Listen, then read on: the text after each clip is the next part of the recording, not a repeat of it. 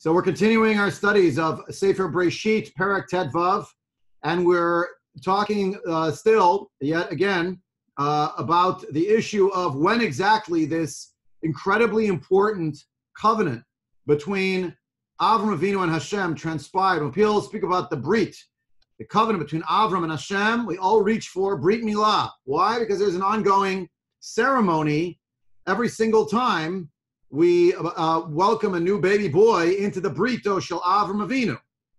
In fact, that's why I was originally this morning logged into another login, because I was in Eretz Yisrael, at least spiritually speaking, and watching a Brit Milah that I was invited to. I don't want to use the shul login for that, so I used the personal one.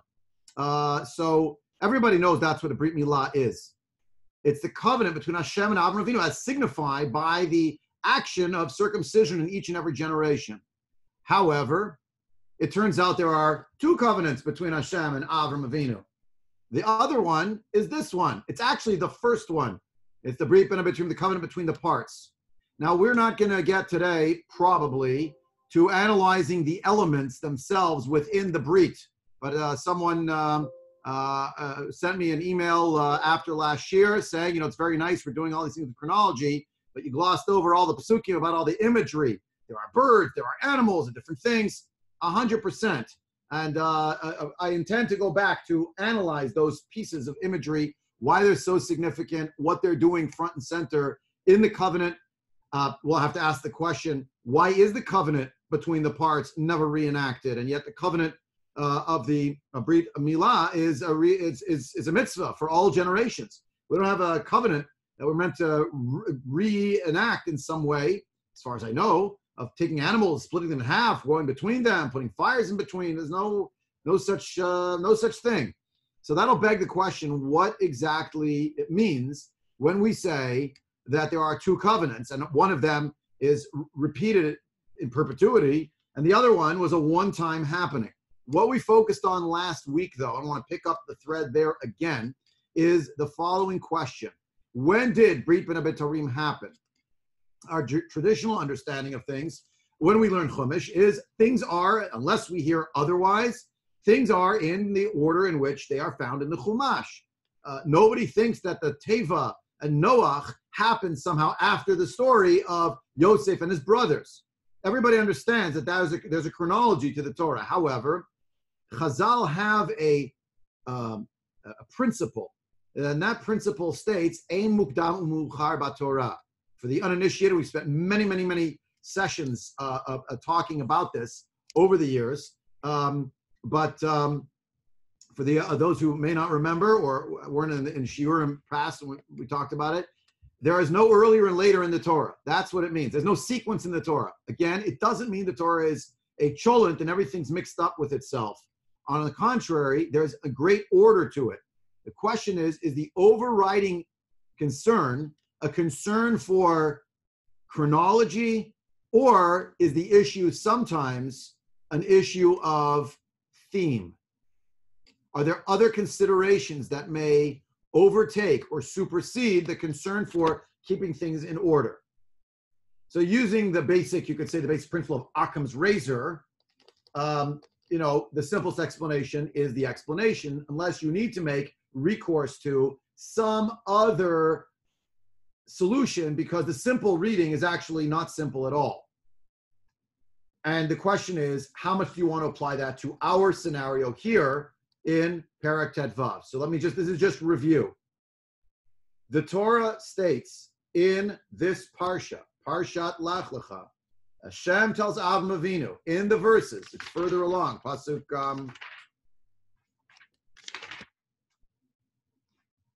Yud Gimel, verse 13. You should know that your children will be strangers in a land that is not theirs. They will be enslaved there. They will be oppressed there. For how long? 400 years. That's point number one. Point number two. The Torah repeats, not once, but in two different psukim. In the book of Shemot, it says specifically that the Jewish people were in the desert for a grand total of 430 years. That's right here. In the book of Shemot, in Parshat Bo, Umoshav b'nei Yisrael asher yashvu Mitzrayim 30 shana v'400 shana. The time period the Jewish people sojourned in Egypt or dwelt in Egypt was 30 years and 400 years. And so it was after 30 years plus 400 years, in the midst of that day, in the essence of that day, all the legions of Hashem leave Egypt. So it seems fairly clear that's a second tradition, not 400 to 430. By the way, Chazal have a tradition that we spent a grand total of 210 years in Egypt. How do they come to that number? In two ways. Way number one is actually based on the number 400. It explains that if we start the calculation of 400 years from the birth of Yitzchak, appreciating that while Yitzchak was born, he is therefore the progeny of Avram Avinu, and he was born in Eretz Canaan. Eretz Canaan did not yet belong to Avram Avinu. He was only being told you're going to get it in the future. Number one. Number two, Yitzchak Avinu is oppressed in his own land, in the land of Canaan. There's the king Avimelech, there's this problem, there's the people, the Plishtim, there's a lot of different issues. So he, in his lifetime, does not live to live a life of having inherited the place. Number three, it says with regard to Yitzchak Avinu, Gur ba'aretz hazot, which in English means live in this land, beginning of Parsha Toldot. But it can also be understood as lagur is to dwell, but it's milashon ger, gerut, a foreigner. Avram Avinu told the people previously in Hebron, ger v'toshav anochi imachem, I am a stranger and a resident in your midst. So Yitzchak internalized this idea. God tells him, Gur ba'aretz hazot, which implies that being in the land of Canaan is in some way also in an estranged manner, and that's part of the count. Yitzchak Avinu himself, though he never leaves Eretz Canaan, understanding a little bit about the ancient Near East, there is an influence that Egypt has on the surrounding environs. We'll see this later on. It'll come to an even higher point when Yaakov dies and Yosef goes up from Mitzrayim with all of the legions of Egypt, with the tribes, that everybody knows the king of Egypt is coming. Well, how did the king of Egypt, send a whole entourage just like that into the land of Canaan? Weren't the people of Canaan going to attack when there was something? No. Why not? Because there was great influence. The sphere of influence of Egypt, as an incredibly advanced civilization, was making its mark in the land of Canaan. I'm not saying they controlled it completely, but they held sway. Now, if one were to tabulate the age of Yitzchak Avinu, when Yaakov is born, Yitzchak is 60. This is point number 3 or 4 now. Yitzchak is 60. When Yaakov gets to Egypt, he tells Paro, I'm 130. When you start doing the math and you start figuring out then the age of Yaakov's children and how long they live, etc., you come up with the number you get to is you get to 100 and it's 190 years have elapsed from Avram Avinu. He's 100 and Yitzchak is born. Then Yitzchak is 60 when he has Yaakov, plus 130. That's 190 years. What's 190 plus 210? 400. That's the simplest way to do it. There are other ways you can calculate it as well. Chazal say that Yocheved was born on the border as they were going into Egypt. And you start doing the math, she was actually incredibly old when she gave birth to her son, to Moshe. That's another way. It has to do with calculating the age of Levi and Kehat and. It won't go down that road, but that can be reconciled. The problem is, what do you do with the fact that in Sefer Shmot, twice in 2 psukim it says it was 430 years. So there is a tradition we talked about last time. This is all review. I'm sorry, I'm taking too long for a review. We should skip ahead. I assume most of us were in this year last week. We saw it in depth, though, there. There's a medrash from Rabbi Yossi Bar Chalafta, one of the Tanaim. He's from the age of the Mishnah. He wrote it. It's called the Seder Olam Rabbah. It tries to give us a chronology of everything, and it tells us that Avram Avinu is 70 years of age at the time of the Brit Bein HaBetarim, which is really challenging because the Torah at the beginning of Parshat Lech Lecha, chapter 12 of the book of Breisheet, says he's 75 when he left Haran to go to Canaan. So what does Seder Olam Rabbah say? The Brit Bein HaBetarim is when Avram Avinu was 70. So 70, he doesn't have a child till he's 100, that's 30 years. Plus the 400 years from the birth of Yitzchak, we solved that problem. However, we're left with one other little problem. He hasn't yet come to the land of Canaan when he's 70. So Seder Olam Rabbah says, oh, he came twice. Lahavdil elf alfei avdalot, but you could also put it in the same box with things that have been grafted and stolen from the Jewish people and appropriated as language. In Parshat Lech Lecha at the beginning, it's Avram Avinu's second coming. He's been there already, according to Seder Olam Rabbah. Many Rishonim say, well, that's what Rabbi Yosef bar Chalafta said. That's what it must have been. Many Rishonim disagreed and thought this idea was very beautiful from a midrashic perspective. And yes, they would need to reconcile the fact that it says 430 years in the book of Shmot, that they were in Egypt. But there's no way we can allow, from a methodological perspective, the possibility that the Torah is so disjointed and out of order that in the middle of a paragraph, with no indication that it's a new day or a new scene or a new location or anything, suddenly we jump back, teleported back in time. The Torah says, oh, now we'll tell you a story of something that happened before all the stories that you read from the beginning of Parshat Lech Lecha. You follow? But that's what Seder Olam Rabbah does. It, with scissors, cuts from verse 7, Pasuk Zion, to the end of chapter 15. And that unit gets lifted up, and it doesn't really belong here. It belongs earlier. How much earlier? Oh, probably at some point in Parshat Noach, since Parshat Lecha starts with Avram Avinu being 75 years old. And you can hear the logic of it. And if I wanted to carry Seder Olam Rabbah's point, now we move into the new part of the Shir, to the nth degree, I would say, you know what the justification is for Seder Olam Rabbah? And why it's plunked down here? Because the way it works is, first is the journey stories. Chapter 12, journey to Eretz Canaan. Chapter 13, journey to and back from, 12, they don't run exactly, but Lech Lecha's story is the journey to Eretz Canaan, the journey from Eretz Canaan down to Mitzrayim temporarily, the journey back to Eretz Canaan, the journey of Lot away, the journey of Avram Avinu to rescue Lot in the war, the journey stories, title of the chapter, Abraham's Journeys. In fact, that's Rav Soloveitchik's book in English, but Avram Avinu is called Abraham's Journey. He didn't call it that, by the way. That, like almost all of Rav Soloveitchik, not all, many of Rav Soloveitchik's books were published posthumously. It's an amalgam of essays, but I digress. After that, chapter 15, the title is Covenants Between Hashem and Avram Avinu. Covenant that came on the heels of the journey is, or not covenants, excuse me. Let me not call it covenants. That's the wrong word. I would say it's the promise, the promises and the covenant that backs up the promise. Okay? The promise and the covenant that backs up the promise. Now, bear with me. I'm going to jump ahead and we're going to come back to this. Okay? What follows chapter 15? In chapter 16, spoiler alert, is the story of Abraham and Sarai and Hagar, the birth of Yishmael.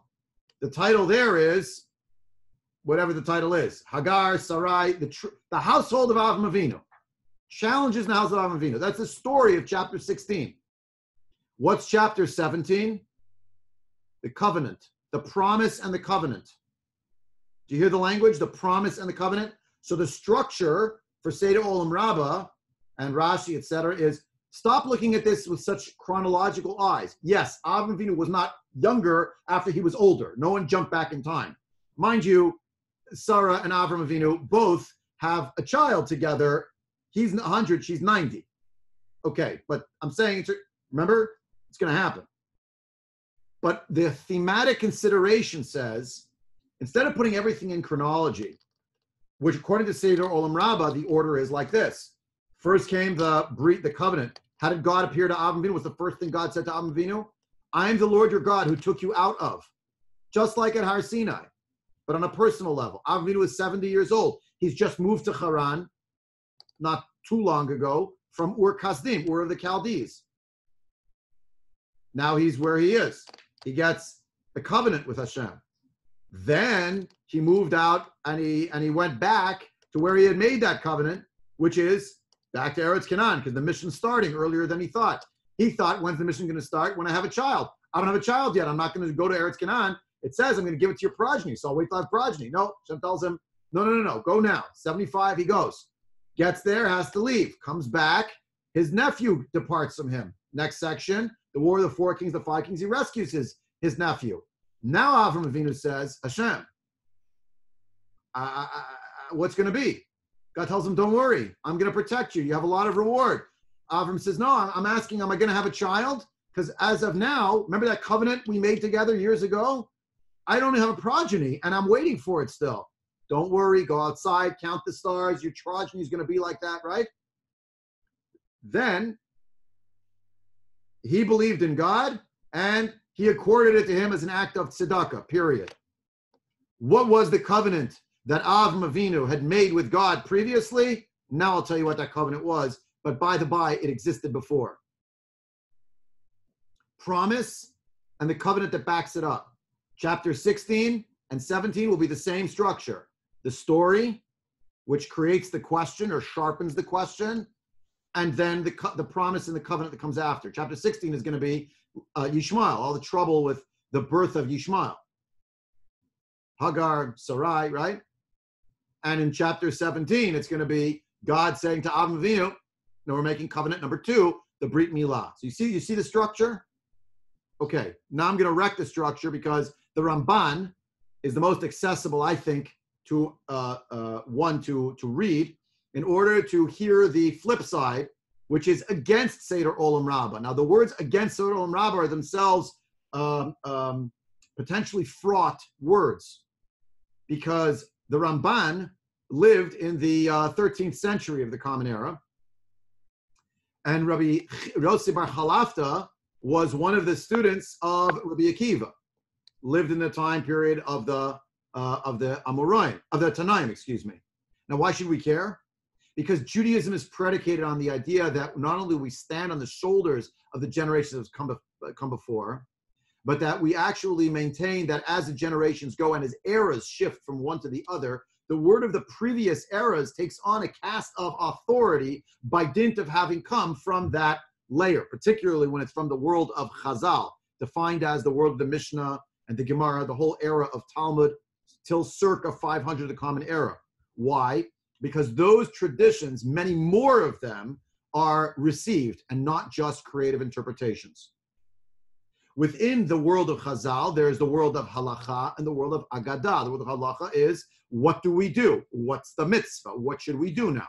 The world of Agadah is, how should we understand this? The one who wants to know Hashem better should learn Medrash. The one who wants to learn about what Hashem wants of us in this world to do practically, that's the world of Halacha. Halacha is authoritative, but Agadah generally is not considered authoritative, generally. And when I say authoritative, it is authoritative, but it's not authoritative in the same way. What do I mean? In the world of Halacha, Rabbi Akiva and Rabbi Yishmael square off in an argument.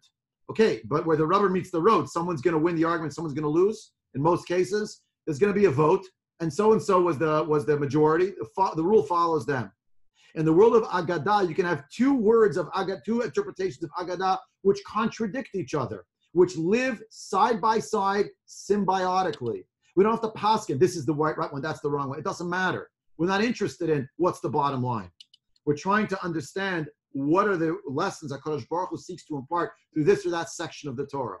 Why did I give you that long-winded introduction? Because the Ramban is going to say now, basically, I disagree with Seder Olam Rabbah. And here's why. So I'm putting this on the screen. These are the two psukim we just saw. And we're going to learn together today the Ramban on these psukim. It's a bit long, but let's go through it line by line. I think it's rewarding. It's not even in the book of Breisheet, so we haven't even learned a single pasuk in the book of Breisheet.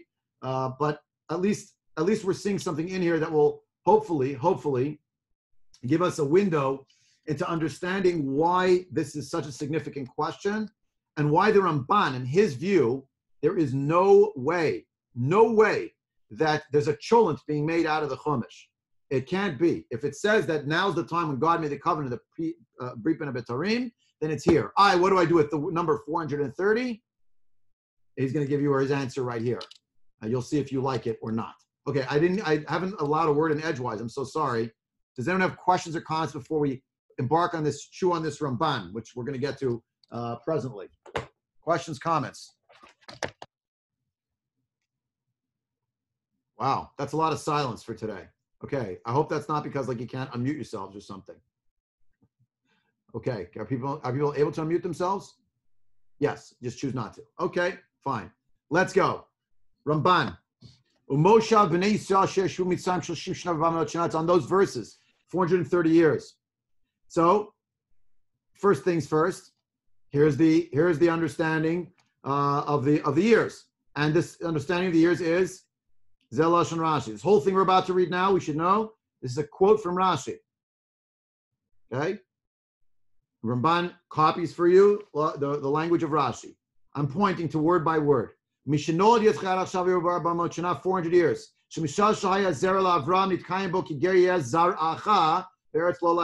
We learned this already. 400 years. 400 years. Sorry, where am I here? Whoops. 400 years is from the birth of Yitzchak. Ushloshim shana, 30 years. Hayam shenigzera gzerat bein HaBetarim ad shenolad Yitzchak. 30 years. By the way, you don't have to look all the way there.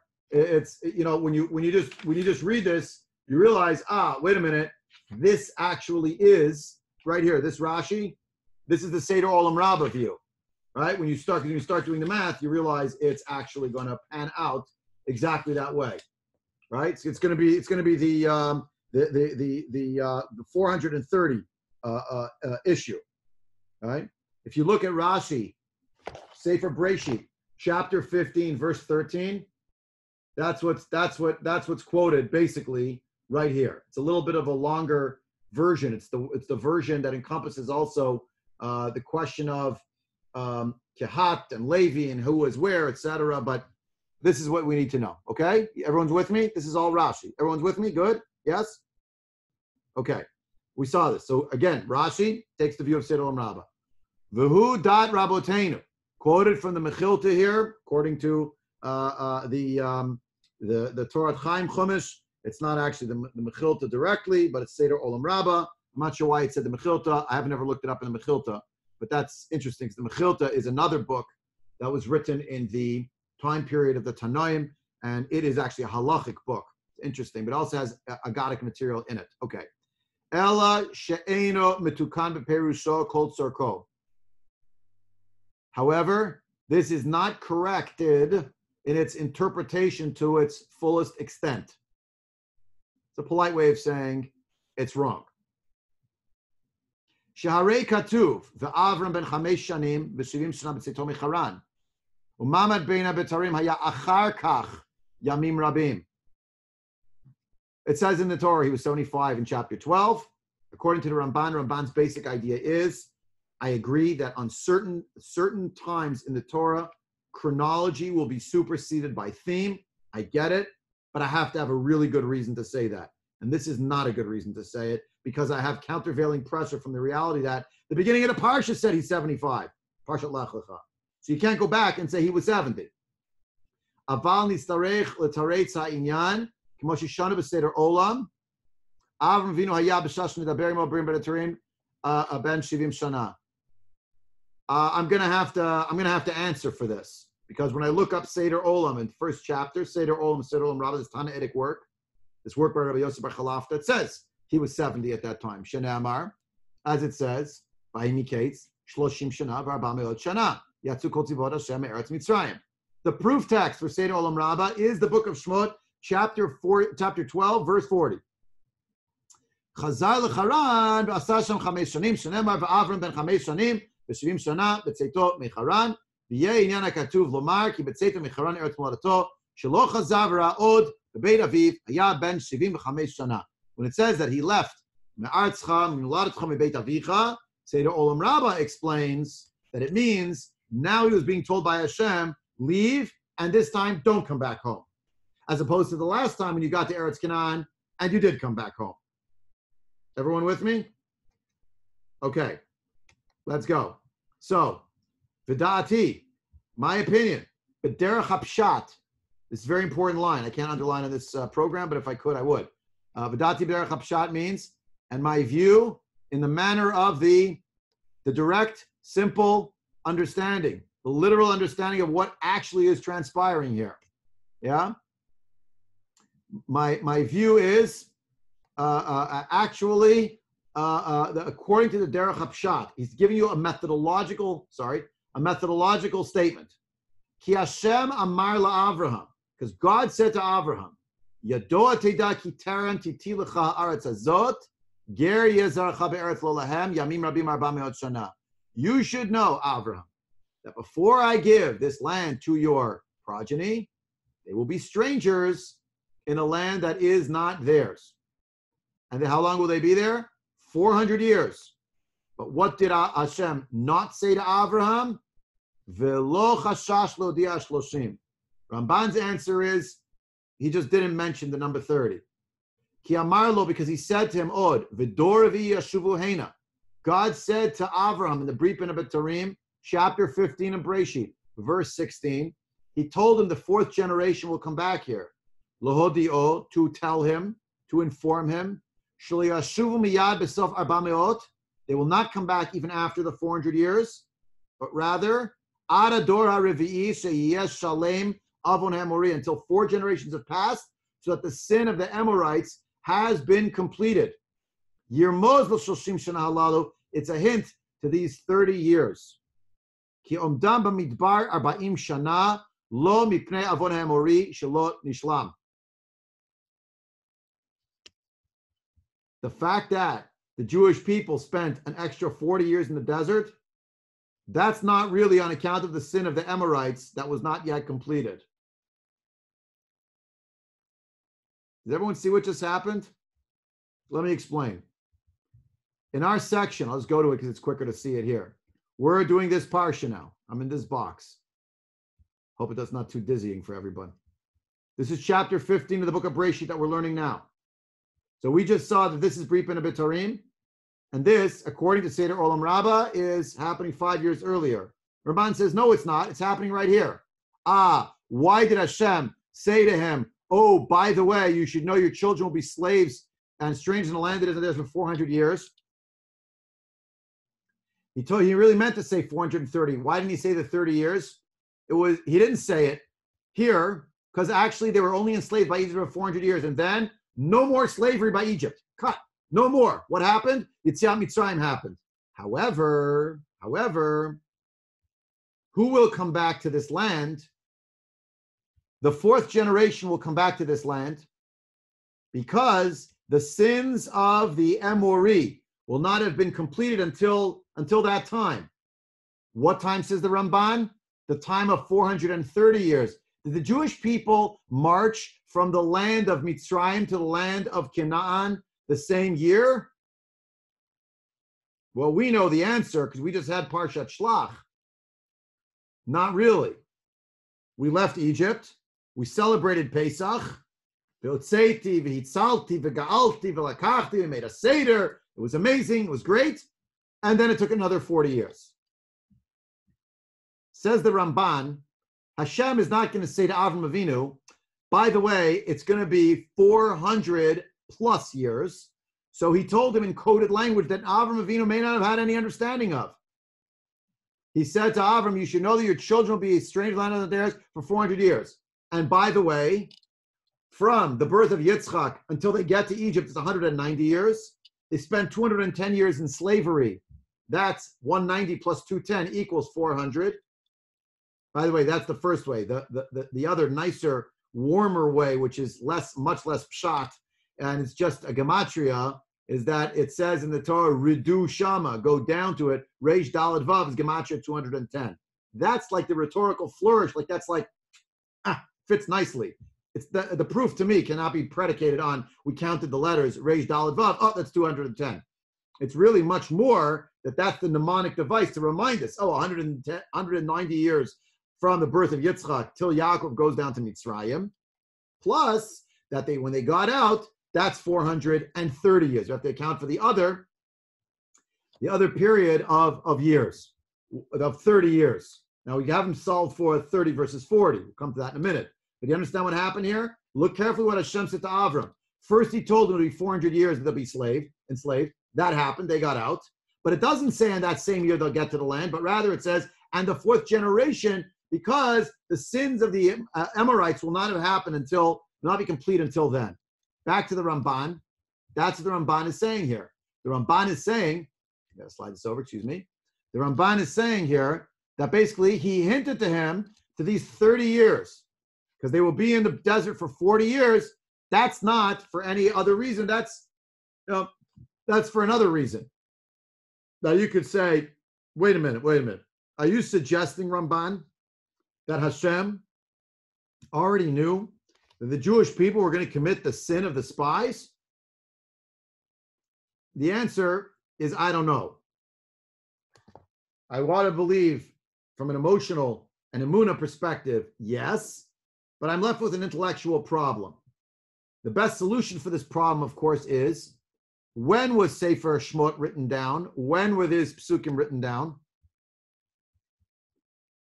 Moshe Rabbeinu writes them either contemporaneous to when they happened, or he wrote them down at the end of his life. It's a machloket in the Gemara Masechet Gittin. When did Moshe Rabbeinu physically write down the Torah?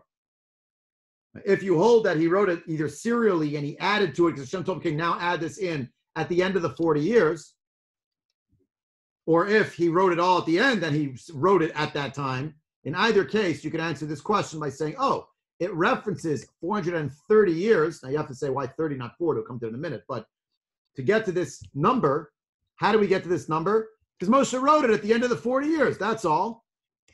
The Ramban's claim here is actually there was a hint already in the Brit and HaBetarim about that fourth generation. Because they stayed in the desert for 40 years, not on account of the sins of the Amori, that they weren't fulfilled, but rather whose sins? Sins of the Jewish people. Our sins. The sin particularly of what happened with the Chet of the Meraglim. Now look at the next section. Ramban goes on.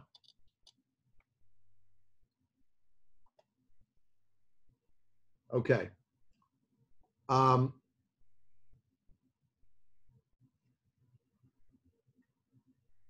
V'yesh shira katuv. Umoshav b'nei Yisrael asher yashvu b'Mitzrayim ad 30 shana ו400 shana sheyashu sham l'malot lahem kein be'eretz lo lahem. And this shir that's mentioned here of 430 is to say that be'eretz lo lahem, that they were in a land that was not theirs for that period of time. Where does it say that originally?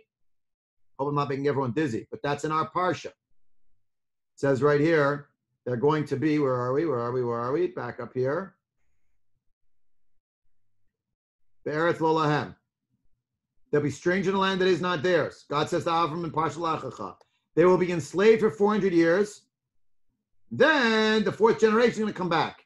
400 plus some other indeterminate amount of time. We're waiting for the sins of the Amori to be filled up. They're no longer deserving of being in the land. And who will be more deserving? Not because we have no sins at all, because we have fewer sins, right? The Jewish people. So, Hodienu, back to the Ramban, Hodienu akatuv, the Torah tells us, Ki ata b'tzitam, nishlama galut nigzeret alihem v'hotziyam me'avdu l'cherut. We're learning that the time period of exile, where they had to be slaves, now they're leaving from slavery to freedom. Lo shiyotziyem mitzrayim v'yu'od gerim be'eretz lahem, not that they should be coming out of Egypt, and they'll be strangers in a land that is not theirs, again, another land, but rather, no land. They were in the Midbar. Since it was already mentioned, as such, it didn't have to go into too much detail. They only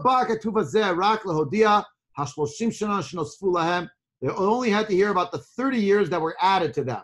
30, I thought it was 40. Says the Ramban. The Torah spoke here in shorthand. The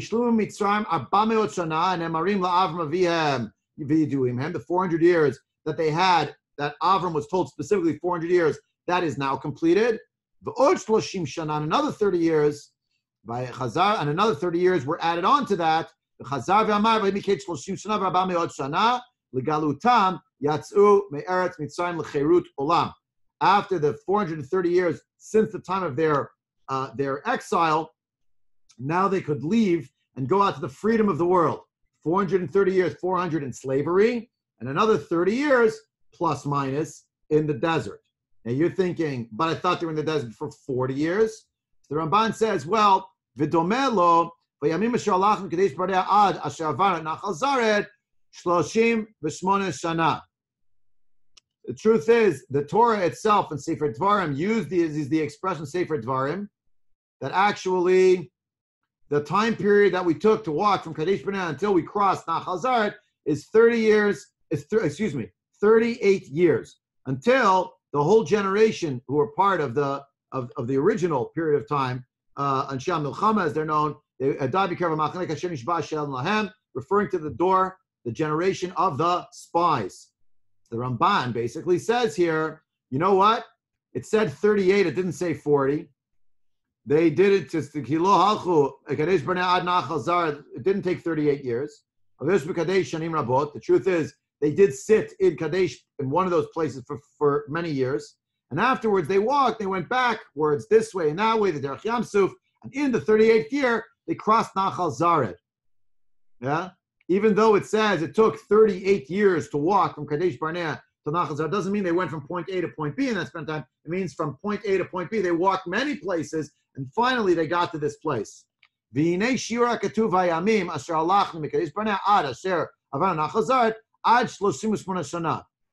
38 years in total. So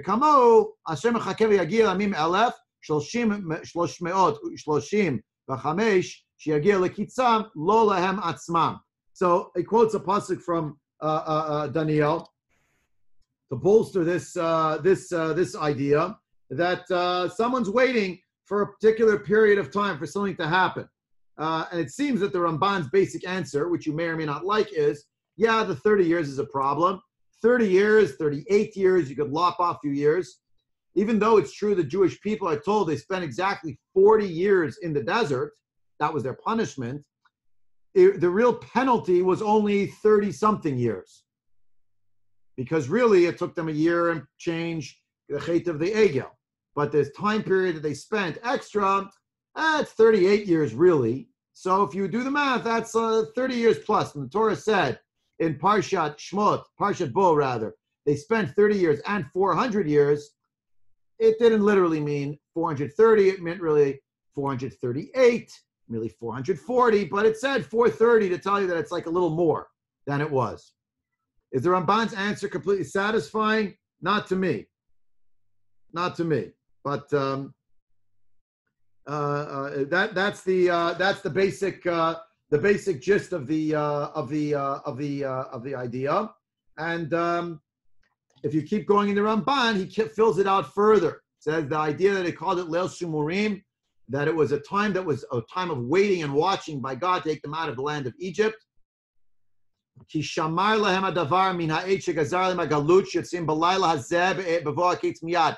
He was going to be particularly, completely, and utterly precise. When he would take them out, it would be 400 years from the Brit from the birth of Yitzchak, exactly Pesach, same time. Or that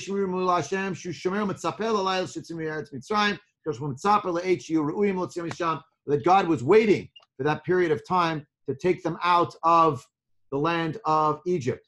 We're not going to have time to see this whole Ramban, but if you just look graphically at this whole thing, what do you see? Wow, the Ramban wrote a lot about this subject. If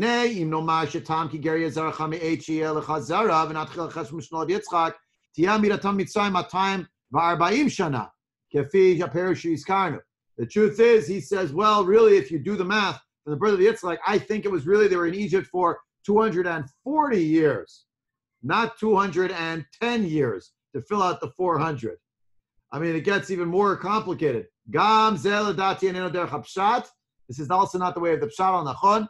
Shekol yemei Avram lo yikarei agalut bezaro.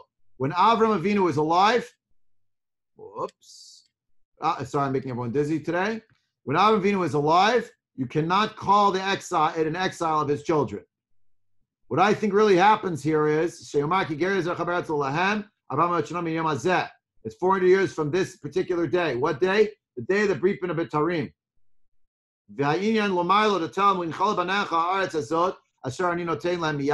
They will not be able to take the possession of the land, but rather they will be strangers, just like you're a stranger in a land that is not yours, for 400 years. They won't come back until 430 years have truly elapsed. But the basic gist of it is, I really see what's going on with you, Avram. You're also living as a ger. It's also not your land. If so, then their time period of Egypt is approximately 220 years, or karovazo around that. Remember, I told you that before the Gematria, Masoret B'Yisrael. If it is really the tradition and we can't change it, and like that's some kind of accepted, received tradition, it must be a hint to those who literally went down. After Yaakov died, 210 years, with the 17 years that Yaakov lived in Egypt, that comes out to 227 years. Is everyone confused? You see the struggle? The Ramban himself is asking, okay, I don't exactly know how these numbers add up precisely, because the Torah didn't give us all the dates. We know the Torah is true. We know the Torah said Avram Avinu was promised 400 years. We know 430 years is what the Torah says in the book of Shmot. We know they weren't literally slaves for 400 years. That number is not going to add up. So it must be some earlier time. I get that. When do you want to start the clock of 430 years? From Bein HaBetarim? From the moment that Avram Avinu has a son named Yitzchak? And you want to start the clock inside Mitzrayim from the moment that Yaakov Avinu gets to Mitzrayim? He's the last Jew to leave Eretz Canaan and go to Eretz Mitzrayim. So why doesn't the Eretz Lo Lahem start then? Or does it start from when Yaakov Avinu died? When do you want to start it? When do you want to end it? The Ramban's point is, I still don't see why you have to backdate Avram Avinu, having Brit Bein HaBetarim happen to him when he's 70, such that just to answer this question, there are answers. You can answer this way. You could say it was approximately 30 years. It was 30 years, 38 years. The 8 years is lopped off. You could say, right, it's approximate this, approximate that. I'm just not accepting of all these back and forths. Let me cut to the quick because we're out of time. So he says, I'm just going to say the simplest, clearest shot from everything that we should say that the decree was 400 years from that day, the day of Brit Bein HaBetarim, as I wrote it. And the 30 years are an added 30 years. You know why? Because the people sinned. Who sinned? Chet HaMeraglim. Here you have a Dvar Torah from this past week's Parsha Shavua. Because if we're going to say that a person because of your sin, you're going to get exile and you're going to suffer a year or two, and he's going to add to his extra sins on that. So we're going to add more years, add 7 more years for his sins, and more exile and more suffering for this and for that. The first level of punishment is, it's no promise that you're not going to have it extended. It's not, you're not going to keep going. So Avram had a decree that his children, his progeny, would be strangers in a land that is not theirs for 400 years. And they won't get back into the 4th generation. That for sure not, because of the sins of the Amorites. But he had, the only promise he had about that is, they're going to leave with great wealth. That's going to be automatic at the end of the 400 years. Or it's going to be some period of time after that. V'gam hulal tonight. That's also a bit of a condition, because it also says that this nation is going to be judged. Then they'll leave with great wealth, right? Sheyamid bedin ragoy imasu karaui liYisrael if they did what they were meant to be doing. And further, there's no promise that sins will not upend the promise to have it nullified, right? Because it's only if there was a shvua. There was a havtacha, not a shvua. And it was well known, we can't read the whole thing here, but we know that the Jewish people in the land of Egypt, sorry to say, but it's a reality, were very wicked and sinful. They canceled Brit Milah. It says so in the book of Yechezkel.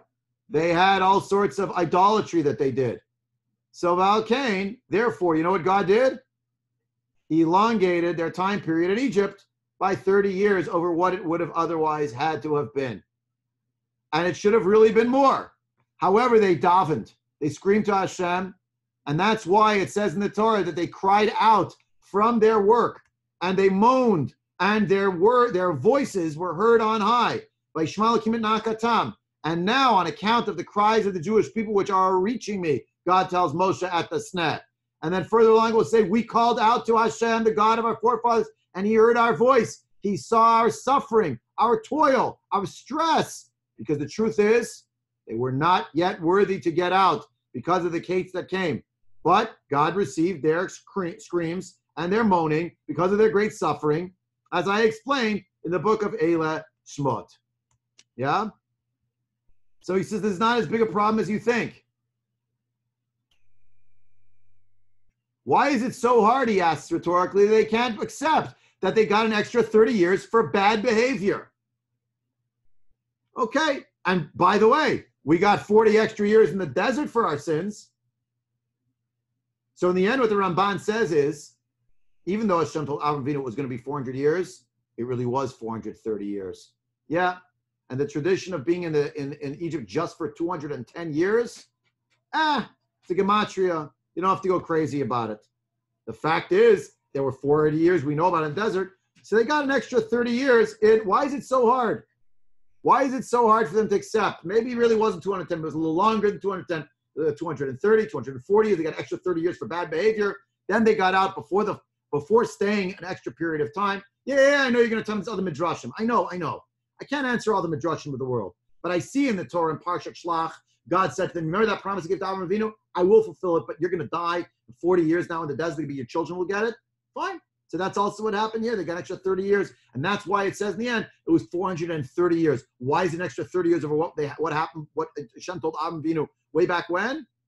Could be because it was hinted at that there was going to be Chet Meraglin. Could be because really they didn't deserve the 400-year promise. So it had to happen over 430 years from the moment of the starting of the clock, whenever that was. Okay. Much more to say about this subject. I hope you enjoyed today. It gave you a little window. You could still say it as a Dvar Torah at your table now, today, tomorrow. You could say it actually anytime. But I'm saying, it fits. Still Parshat Shlach just came and went. But here's trying to answer the chronology. The Ramban says, you know what makes me more upset? I'm ad-libbing here to conclude. You know what makes me more upset? That anyone's going to claim that in Parshat Lech Lecha, somehow the Brit Bein HaBetarim happened 5 years before the whole beginning of the Parsha. Because my heroic Avram Avinu, I'm ad-libbing, this is Tzvi Engel talking, channeling the Ramban. I don't know if the Ramban would have said it this way. You know what my heroic Avram Avinu happened with him? The first time God spoke to him, for me, was Hashem said to him, Lech lecha me'aretzcha me'otcha me'beit avicha. Avram Avinu didn't say, and who are you, and what do you want, and what do you promise me? God told him, go, it'll be good for you, I promise you it'll be fine. What did Avram do? He picked up his package, 75 years of age, and he said, with tears streaming down his face, Kadosh Baruch Hu, I was always waiting to hear from you. And finally, you gave me a mitzvah. I'm getting up, and I'm moving to Eretz Yisrael now. Later on, Hashem said to him, now I'm making a covenant with you, Avram. You know why? Because look at the beautiful chesed that you, Avram Avinu, do. You're so worthy to me of it. You saved your nephew. You followed me. You took care of your nephew. You took care of Sarah. You did everything the right way. You didn't ask any questions about how come the promises weren't fulfilled. Now you're getting a little nervous. I get it. Let's make a covenant, you and me. And Ramban says, that's my Avram Avinu. It's not the Avram Avinu who 70 years old, he gets a covenant, and then he goes back home, and he doesn't really listen. You can't accept that. Anyway, that's all we have time for today. I'm saying